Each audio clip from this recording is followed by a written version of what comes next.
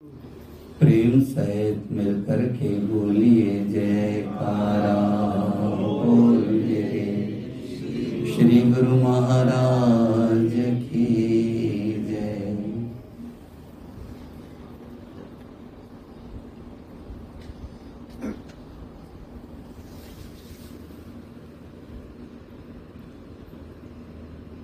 गुरुमुखो, आज शिक्षक दिवस का पावन दिवस है। गुरु शिष्य का नाता अनादिकाल से चला आ रहा है। संसार में ये जो शिक्षक दिवस है वो बाहरी सांसारिक शिक्षा देने वाले शिक्षकों के लिए उनको महत्व देने के लिए, उनका सम्मान करने के लिए मनाया जाता है। मगर ये गुरु शिष्य की परंपरा तो अनादिकाल से, युग युगांतरों से, हर युग में स्वयं भगवान ने भी अपनाई है। स्वयं भगवान भी सतगुरु के आगे दीन बनकर उनकी आज्ञा, उनके वचन को वेद वाक्यों से अधिक महत्व देते हुए नजर आते हैं। महापुरुषों ने तो यहाँ तक लिख दिया है, गुरु गोविंद दोनों खड़े, काके लागू पाए। एक तरफ सतगुरु खड़े हों, एक तरफ गोविंद यानी भगवान खड़े हों, तो पूछते किसके पैर छूने चाहिए?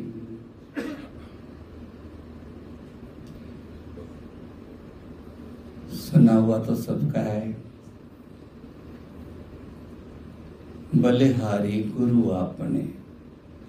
मैं बलिहार जाऊं अपने सतगुरु पर, जिन्होंने मुझे गोविंद का दर्शन अंदर में करा दिया, जिन्हें गोविंद दियो मिला है। सतगुरु की महानता के ऊपर एक नहीं, दो नहीं, अनेकों शास्त्र, वेद ग्रंथ भी रचे हुए हैं। और उन्होंने जो कुछ समझा, लिखा, उसके बाद उन्होंने अंत में लिखा है नेति नेति नेति, कि मैं इनको पूरा नहीं लिख सकता, पूरा नहीं बोल सकता, पूरा नहीं समझ सकता। और ये चीज भगवान के मुख से भी कही गई है। आज हम जहां बैठे हैं, यहाँ हर कोई नहीं पहुंच सकता। एक वचन श्रीमान साहब जी ने लिखा है कि ऊंचे में ऊंचे भाग्य हों जिसके, वो ही आकर गुरु सभा में बैठे आके, वो ही गुरु सभा में आके बैठ सकता है, हर कोई नहीं बैठ सकता है। आप देखो, सूरत में सब्जी मार्केट कितने हैं? हर एरिया में सब्जी मार्केट है। उसके अलावा चलते फिरती लारियां कितनी हैं? उसके अलावा होलसेल मंडियां कितनी हैं? उसके बावजूद फुटपाथों पर ऑनलाइन होम डिलीवरी वाले कितने हैं? मगर जितनी सब्जियों की दुकानें हैं, क्या उतनी कपड़े की दुकानें हैं? रिटेल वाली है। वैसे तो ये होलसेल मंडी है, एशिया में सबसे बड़ी है, पर रिटेल काउंटर इतने हैं? जितने कपड़े के काउंटर हैं, क्या उतने इलेक्ट्रॉनिक्स आइटमों के हैं? और जितने इलेक्ट्रॉनिक्स आइटमों के हैं, क्या उतने सोने चांदी की दुकानें हैं? और जितनी सोने चांदी की दुकानें हैं, क्या उतनी हीरे जवाहरातों की भी है दुकानें? हीरे जवाहरात की दुकान पर आप चले जाओ, आपको टोटल एयर कंडीशन, कालीन बिछे हुए, सोफा लगे हुए, आपके अंदर प्रवेश करने की देर है, आपको चांदी के गिलास में पानी पिलाने वाले नौकर आ जाएंगे। इतना मान सम्मान वहां मिलता है, लेकिन वो दुकानें कितनी, उन दुकानों पर जाने वाले कितने, लेकिन जो भी जाता है हस्ती वाला जाता है, हर कोई नहीं जाता है। और सब्जी मंडी में हर कोई चला जाता है। तीर्थ व्रत और दान कर मन में धरे गुमान। तीर्थों पर व्रत रखकर अनेक प्रकार की साधनाएं करना, दान पुण्य करना, हजारों लाखों नहीं करोड़ों लोग करते हैं, मगर सतगुरु के चरणों में बैठकर सतगुरु के ज्ञान को हृदय में धारण करना और उस वचन पर अमल करना सर्वोत्तम, अति उत्तम एक बैठक है जहां हर कोई नहीं पहुंच सकता। क्यों?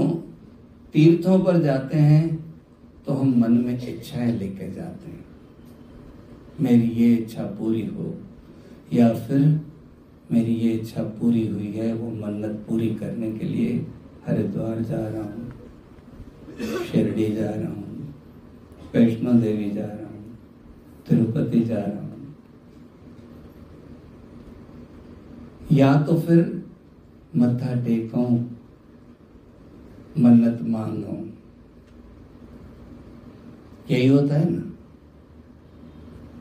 मंदिरों में लाइनें लगी रहती हैं, लेकिन सभी सांसारिक इच्छाओं की पूर्ति के लिए। कहते हैं सत्संग में और मंदिरों में जाने में फर्क क्या है?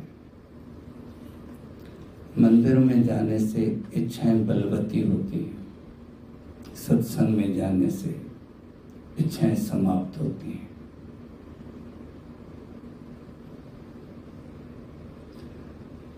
आशा कर कर जग मुआ, ये मैं नहीं कह रहा हूं, श्री गुरु ग्रंथ साहब जी में वचन लिखा है। आशाएं करते करते संसार मरा जा रहा है। पूरी हुई है कभी आशाएं? और तो छोड़ो, भी श्राद्ध आने वाले हैं।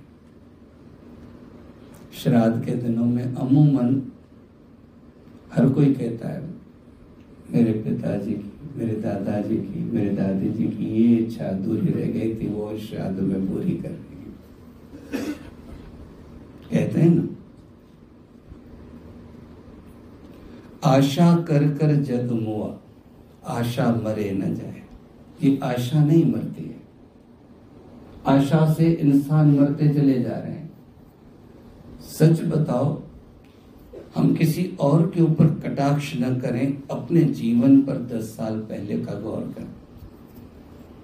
हमारे मन में क्या क्या इच्छा थी, हम क्या क्या भगवान से मांगते थे। भगवान बस इतना मिल जाए, अब कुछ नहीं मांगूंगा, इसके बाद कुछ नहीं मांगूंगी, कहते थे। 10 साल पहले क्या मांगा था याद कर लो, और आज का हिसाब किताब मेल कर लो, मिलान कर लो कि उससे कितना कुछ ज्यादा भगवान ने दे दिया है। दिया है या नहीं दिया है?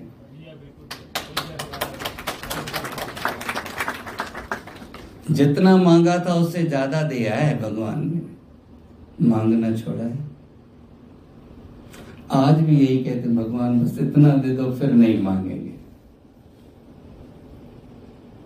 आशा कर कर जग मुआ, संसार चला जा रहा है पर आशाएं नहीं मर रही।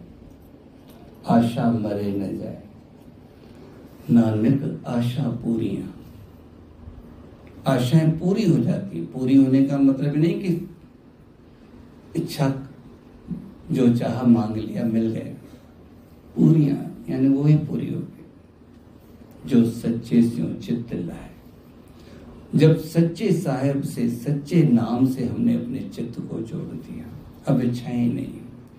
महाराजा भर्तृहरि जी, जिनका इतिहास विश्व प्रसिद्ध है, उज्जैन के महाराजा थे। उनके पास अथाह धनराशि थी, विशाल साम्राज्य था, सब कुछ था, मगर जब उन्हें वैराग्य हुआ उन्होंने सब कुछ छोड़ दिया, राजमहल छोड़ दिया, राजपाट को छोड़कर बिल्कुल एक वैरागी बनकर रहने लगे। और उन्होंने एक वैराग्य शतक नाम का एक पुस्तक लिखा है, जिसमें उन्होंने संसार की असलियत लिखी है कि संसार वास्तव में क्या है। एक दिन वो किसी खेत में ईंट का सिरहाना रखकर मिट्टी में सोए हुए थे। आप अंदाजा लगाओ, जो राजा हो उसका शयन कक्ष कैसा होगा, उसका बेडरूम कैसा होगा। वो कहां सोए हुए? खेत की मिट्टी में, और सिरहाने की जगह क्या रखा हुआ है? ईंट। वहां से एक दूसरा राजा निकला जिसने पहचाना ये भर्तरी है। उसको कहते हैं, तू जो संतों की शरण में चला गया, क्या मिला तुझे? क्या हाल बना रखा है? उसने बोला, क्यों? तेरे पास मेरे से ज्यादा क्या है? बदन पे कपड़े पूरे नहीं है, मिट्टी में सोए हुए हैं, सिरहाने में ईंट रखी हुई है, कहते हैं तेरे पास मेरे से ज्यादा क्या है? वो कहता है, मेरे पास धन है। बोले, क्या करेगा धन? बोले, मेरे जो इच्छा हो मैं पूरी कर सकता हूं, जो मेरी जरूरत है वो पूरी कर सकता हूं।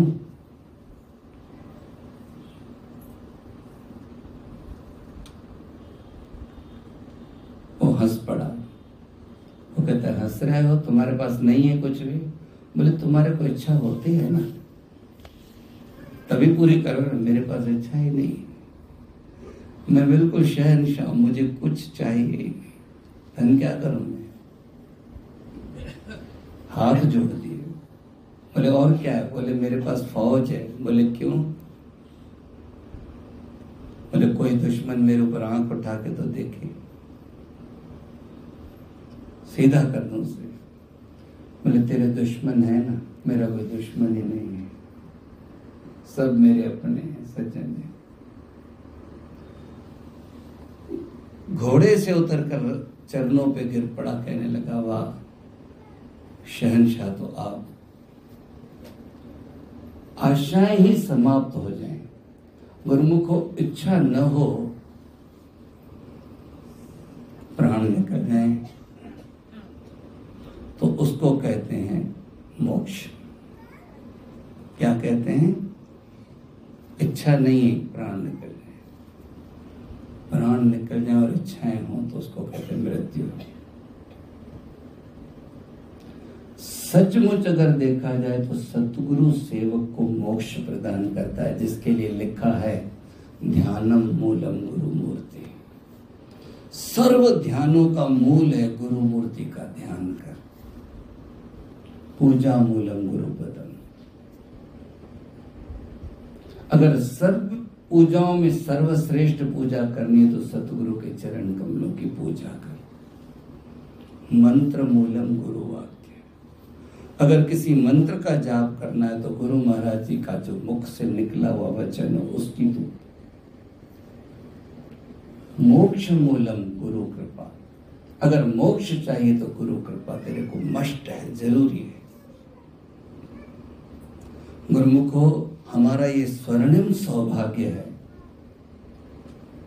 हमारे ये परम सौभाग्य की निशानी है जो हमें कलयुग के इस घोर समय में साकार स्वरूप सतगुरु मिले हैं और हमारा मन उनकी चरण शरण को सहर्ष स्वीकार करता है। श्री गुरु नानक साहब जी ने लिखा है, कौ नानक जाके पूरे भाग। फरमाते जिसके पूर्ण भाग्य हो गुरु चरणी ताका मन लाल। सतगुरु के चरणों में उन्हीं का मन लगता है। नहीं तो कोई व्रत में भटकेगा, कोई देवी देवताओं में भटकेगा, कोई यहाँ कोई वहां, पर हाजिर वक्त के सतगुरु के चरण कमलों से उसी की सुरती जुड़ती है जिसके परिपूर्ण भाग्य हो। गुरु गुरु गुरु कर मन मोर, गुरु बिना मैं नाही होर।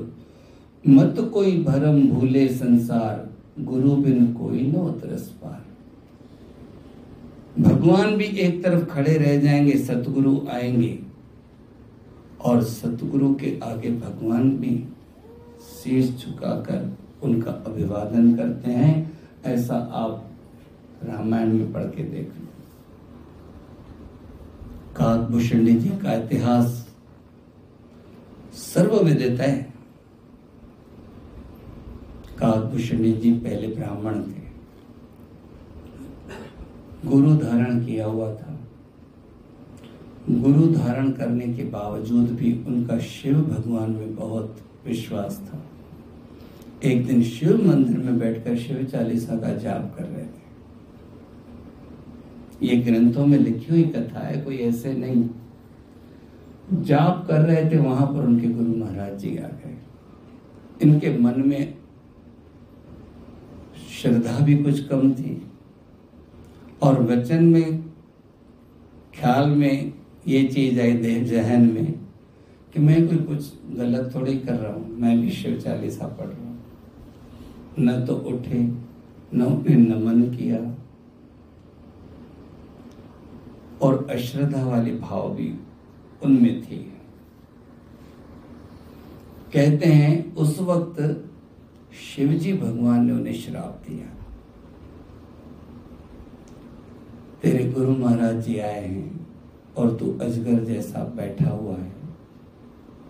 अजगर बहुत आराम से चलता है, काफी देर तो बैठा ही रहता है, हिल नहीं रहा है। जाके एक जन्म अजगर ले, अजगर का ले, और कौवे जैसी कां कां कां कां कर रहा है, दूसरा जन्म कौवे का ले। ये सुनकर काकभूषणी जी जो उस समय इंसानी वेश में ब्राह्मण थे, रो पड़े। गुरु महाराज जी रो पड़े। गुरु महाराज जी ने आगे आकर शिव जी भगवान से विनय की, ये जीव नादान है, आपने माफ कर दो। शिव जी ने कहा, ये जो इसने अपमान किया है, बोले हम मान ही नहीं रहे कि हमारा अपमान किया। ये देखो गुरु महाराज जी में कितनी वो है, वो नहीं मान रहे कि मेरा अपमान किया है। भगवान से बर्दाश्त नहीं हो रहा है। उन्होंने कहा, हमारे मुख से निकला ऐसे जन्म तो मिलेगा, पर एक हम इसके साथ रियायत कर रहे हैं, ये काकभूषणी में के रूप में जब आएगा, कौवे के रूप में, तो इसे भक्ति की प्राप्ति होगी और ये पक्षी राज कहलाएगा। सबने सुनी है, पढ़ी है कथाएं। हमारा ये स्वर्णिम सौभाग्य है कि हमें कलयुग में श्रद्धा है सतगुरु के चरणों में, और इस श्रद्धा को हमें बढ़ाना है। मन और माया तिलकनबाजी है, बहुत फिसलनबाजी है ये, जो हमें बार बार फिसलाते हैं, कभी प्रलोभन से, कभी भय से। कभी प्रलोभन है, वहां से तेरी ये इच्छा पूर्ति होगी। उस दिन एक सत्संग चल रहा था, उसमें एक प्रसंग बहुत सुंदर था। एक गुरुमुख, ये दसम पातशाहियों की कथा है, श्री गुरु नानक देव महाराज जी के जमाने की। गुरु महाराज जी के निजी सेवा में रहता था। निजी सेवा का मतलब ये है चमर झुलाना, आगे पीछे आरती पूजा की, ये भी जो भी है, आगे आगे की ड्यूटियों में रहता था।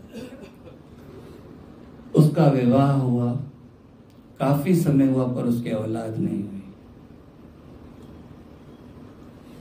इसके मन में इच्छा भी नहीं थी, लेकिन पत्नी और पत्नी की सहेलियां बार बार उसे थोड़ा याद दिलाती, आकर उन्होंने उसकी पत्नी को पढ़ा ही दिया कि तेरे भगत जी जो इतने सेवादार हैं, गुरु महाराज जी से मांग क्यों नहीं लेते। इसने कई बार कहा कि मैं सत्संग सुनता हूँ, उसमें लिखा है, सुनते हैं कि कुछ मांगना नहीं चाहिए। उसने बोला पर मांगने में जाता क्या, पिताजी से नहीं मांगेंगे क्या।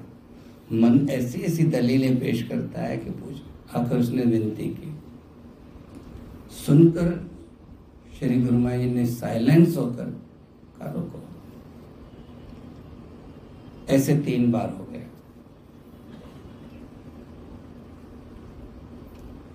तीनों बार उन्होंने कहा रुको।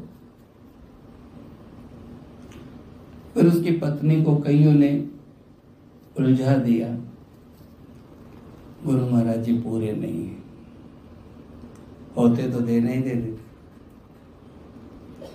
फला एक तांत्रिक है, वहां जो भी जाता है उसका काम हो जाता है। उसने अपने पति से कहा, पहले वो भी नहीं माना, पर 2 बार 4 बार 10 बार कहने के बाद आखिर वो जाके वहां पहुंचा और उसने विनय की। उन्होंने कहा ठीक है, बोला ये दिया है फला कब्रिस्तान में जाके ऐसे ऐसे जला के ऐसा करके आना। जो उसने विधि बताई इन्होंने की। उसी साल इनके घर में पुत्र रत्न की प्राप्ति हुई। अब तो इसको इतना विश्वास हो गया कि जो कुछ है वो यही है। गुरु दरबार छूट गई, वहां आना जाना ये वो जो भी था करते रहे। जब बच्चा 7-8 साल का हुआ, अब उसमें जो ऐसी कुछ आई तकलीफें, बहुत उद्दंड, और उसके अलावा कभी कुछ बीमारी कभी कुछ बीमारी, ये वो सब होता गया है।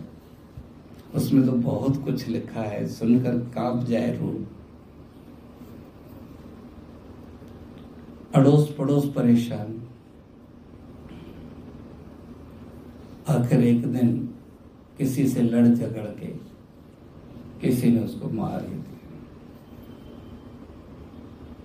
अब ये फिर रोता लगता, मेरे बच्चे को कोई दिला दो, कोई इसका जीवन दान दे दो। किसी ने बोला गुरु महाराज जी के पास जा।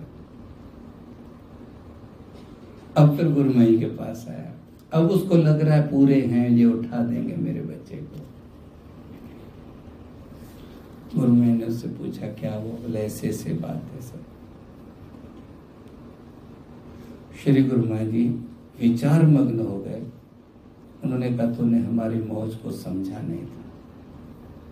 बोले मैं नहीं समझ पाया क्या थी मौज, अभी भी नहीं समझ पा रहा हूँ। बस मेरा एक ही है, मेरे कोई बच्चा जैसा भी है, मोह तो होता है ना।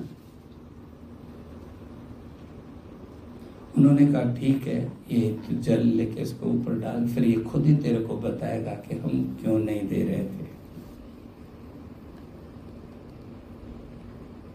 उसने जल डाला है, उसमें हलचल हुई, फिर वो उठ के बैठा है। उसने कहा है कि मैं एक ब्राह्मण था और तुम एक किसान थे या कुछ थे।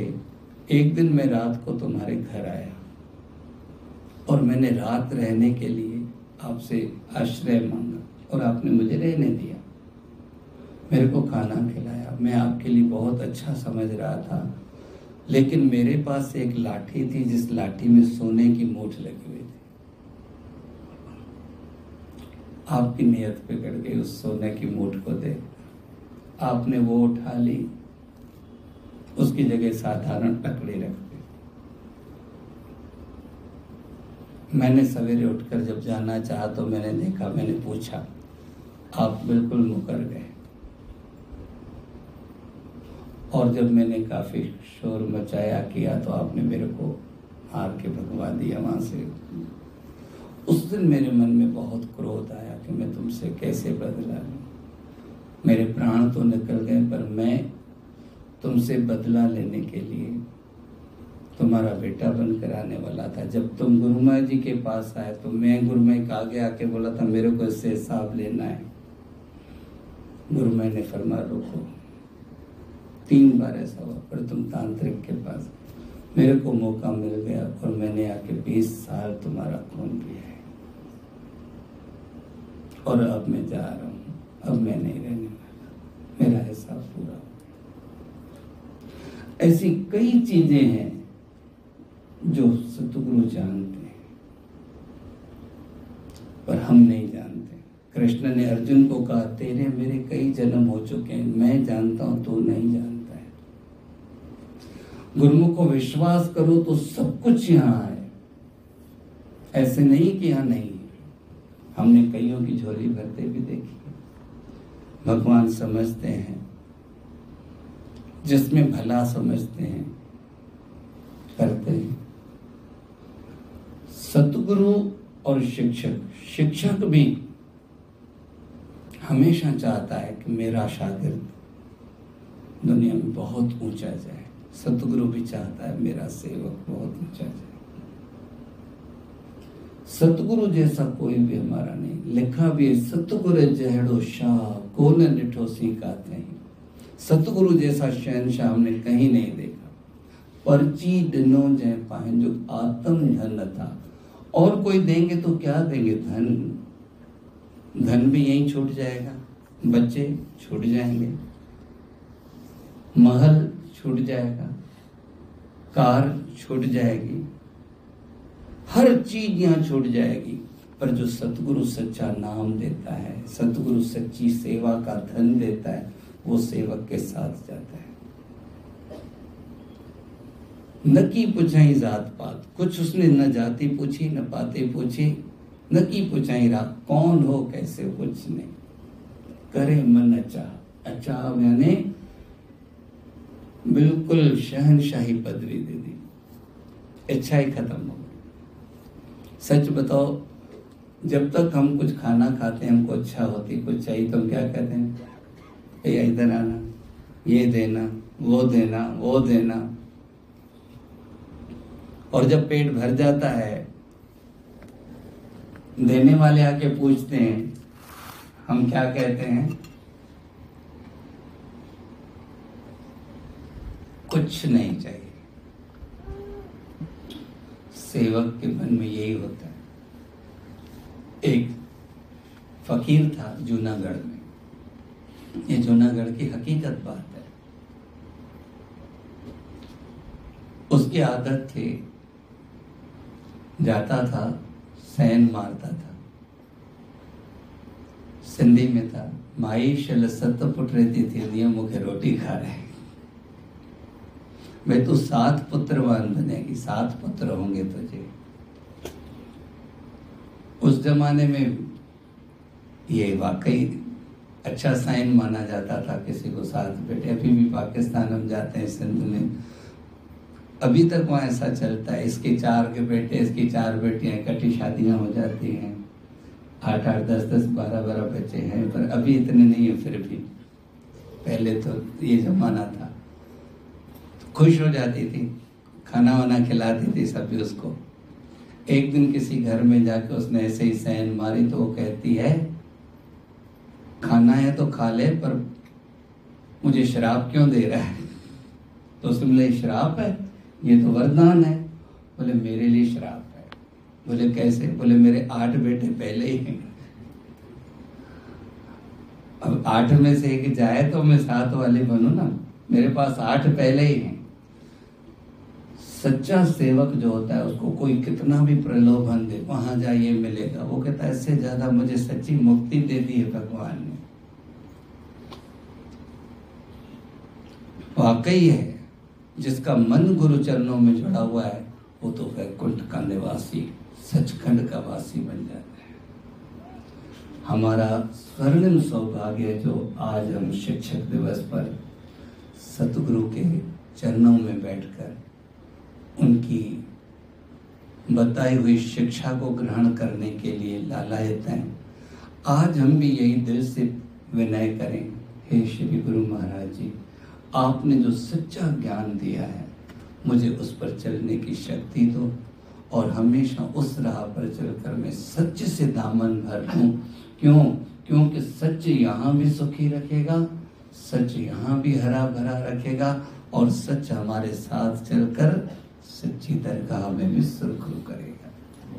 बोलो जयकारा बोल मेरे श्री गुरु महाराज